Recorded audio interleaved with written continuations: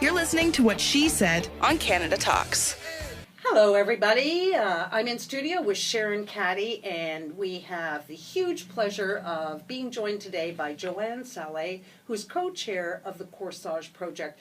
Welcome, Joanne. Thank you. Now, before we get into this, this is about prom. Yep. And Sharon and I were reading this story today that says that the average promposal. Now, I didn't even know there was such a word. Did you, Sharon? Oh, yeah. I have two teenage daughters. Exactly. Hello. I've got twin boys, and they're a little bit older. But the average promposal. So this is the whole Asking. The asking somebody now costs $324, and we haven't even bought a dress yet. Yeah. Oh, yeah. Or flowers, or had our hair done, or bought the shoes. I mean, what is with this? This has become almost like the debutante ball. It's like or a wedding. Seriously. Yeah. Absolutely. There's been quite an evolution in prom over the years. I mean, I can't really speak as much to the promposal. Our specialty is actually the prom, but I can tell you that recent surveys conducted by Visa, they estimate that the cost to attend prom goes anywhere from $500 and up. So it's quite a costly event to attend the prom these days. Well, for an example, I had one last year, one this year. Last year, my daughter, and she was working, she decided, I'm going to go buy the dress of my dreams. She went to a store. I went with her, and it was one of the cheaper dresses in the store, and it was $420. Wow. Alterations were $80. Wow. She did resell it afterward and got a little of her money back. My second daughter saw that and said, right, went on Kijiji and got a beautiful, because they've been worn for, 2 hours? Wow. Right, exactly. But even the Kijiji version can be out of hand for many. Well, it's very expensive because there's the dress that's very expensive, but it's also the accessories, the cosmetics, the shoes, the purse, the jewelry, the hair. And of course, if you don't go, you're left out. And that's really, really tough as a teenager to be the one. I mean, what do you say to your friends? I can't afford to go? And so that's what the Corsage Project is all about. So why don't you tell our listeners exactly how this started and what it is. And what it is. Well, we just celebrated this past weekend, our 15th boutique ball. Ooh. So we just turned 15, so that's really exciting. We started in the year 2000. Our co-founders, Rona Saleh, is my mom. Your mom, My mom, my personal connection, and Carol Atkins. They, being educators in the Toronto District School Board, they worked with at-risk youth and students with financial need, and they witnessed firsthand students who would not be able to participate in this milestone. And they felt that no student should really be denied this opportunity. I mean, students, they're in school for almost 15 years. They've worked very hard, and why should they not celebrate this milestone with their friends? And finances shouldn't prohibit them from celebrating this rite of passage. So with the help of the Children's Aid Foundation, our partner, Corsage was born, and that's really how it started. Now, I have to say, I've been to this. You got to tell Christine this whole course, the boutique ball. Oh my word! You got to explain this. It's really something. Thank you, Sharon's witnessed the impact firsthand. Yeah. Basically, what we do is we hold a giant shopping bazaar, and there's probably, I would say, maybe 1,500 brand new dresses, shoes, purses, makeup, jewelry, like everything you would need to attend your prom with pride and in style. And when the girls enter our ball, they're greeted with a personal shopper. And so it's really meant to be a really special experience. And it's about celebrating and confidence and self-esteem, and really made to feel special. How do you raise the funds to provide the dresses and all the accessories that go with it? It's a lot. I mean, we're really fortunate that, we started, I should maybe step back. We started at the beginning. It's always been community driven.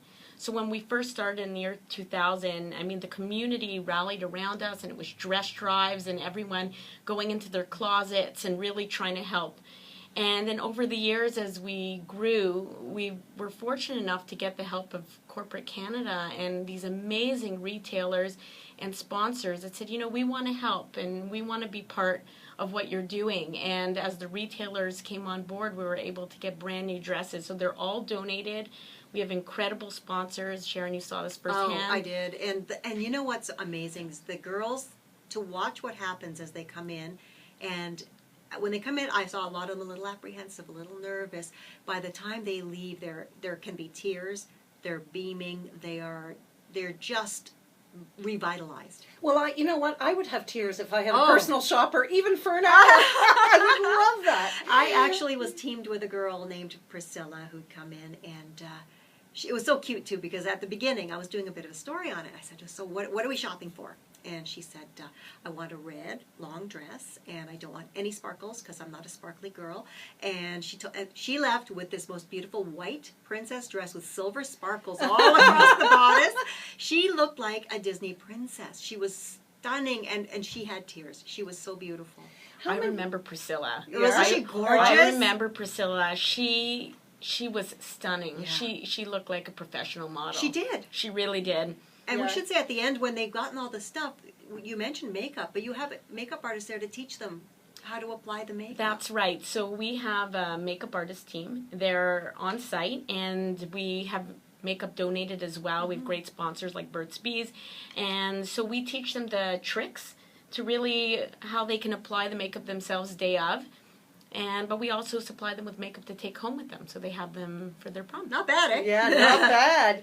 You are listening to What She Said on Canada Talks, Sirius XM, and we are talking to Joanne Saleh, the co-chair of the Corsage Project. And Joanne, let me ask you, how many girls do you actually provide dresses for? Well, this past boutique ball, we estimate that we helped approximately 300 young ladies. Wow. And we'd estimate that over the past 15 years, we've probably assisted 4,000 youth. Amazing. Now, the girls that attend, how are they selected? Because there is a selection process. Absolutely. So they're selected through confidential referrals, through guidance counselors, principals, through social workers, through the Children's Aid Society, and that's how they come to us. So this operates primarily in Ontario? So our project specifically is across the Greater Toronto area. That's really our specialty, but that we do have sister projects in Ontario, which is fantastic. What about the rest of the country? I'm sure there's been interest. Absolutely. There's wonderful sister projects all over the country. I mean, the Cinderella Project's very well known in Vancouver. So if you hit up Google, there's amazing groups just like us, and that's what I would recommend if people are listening to this and saying, I don't live in Toronto, but I live in Vancouver. Is there an organization for me? Well, there may be, so I would say Google it. So if I were sitting at home and I got teary-eyed, which I'm almost at this it'll do point it to you. teary-eyed, and I wanted to do something, but I'm not a retailer. I don't have a dress or a pair of shoes. How could I help? Well, there's many ways that people can get involved. I mean, one of the best ways to become involved is to volunteer. At our event, we had 300 volunteers that came and gave up their Sunday to volunteer and be personal shoppers and station attendants. We have other people who come and become involved through fundraising. Our big fundraiser is we walk and we run, some of us in tutus for the Scotiabank Toronto Waterfront Marathon coming up in the fall. So many people like to help us that way, and they help us raise funds. But I would say there are many ways, like not beyond being a retailer, whether through volunteering or through fundraising. And some of the fundraising, does that go to the scholarships I've heard of? Absolutely. So that's one of our more recent initiatives that we've been working on for participants who've attended our Corsage Boutique Ball, that we aim to help them for post-secondary education, and that's where a lot of our funds are driven. That's wonderful. So how many girls are you helping now? So we are helping, I would say we last year gave out 10 community awards and 3 scholarships. And our scholarships are larger denominations of 5,000, and our community awards Wow, were that's 500. substantial. That's amazing. And they were made possible, our larger scholarships are made possible through corporate partnerships like with Greenwin and Kinross Gold, so it was really incredible. Because, if you think about it, with the $5,000, if you win that scholarship, that team together with the OSAP rebate that Ontario students can get, that's a year's tuition at university. Absolutely. That's amazing. Yeah, given that having student debt today is just such a burden It for is. so many young people. This is an amazing project, and And your mother founded it. She co-founded She it co-founded with her it. friend Carol. But you're right in there. So I'm sure, what's your vision, very briefly, we only have about 20 seconds. What's your vision for the next 15 years? My vision is that people will see what we're doing and they will form similar organizations in their community so that anyone who wants to attend their prom should not be denied this opportunity based on cost. You're doing a beautiful thing. Beautiful thing. Thank you so much for joining us today and sharing this. And is there a website people can go to so they can sign up for maybe next year to volunteer or to donate or to help you raise funds? Where can they go? They can go to corsageproject.ca.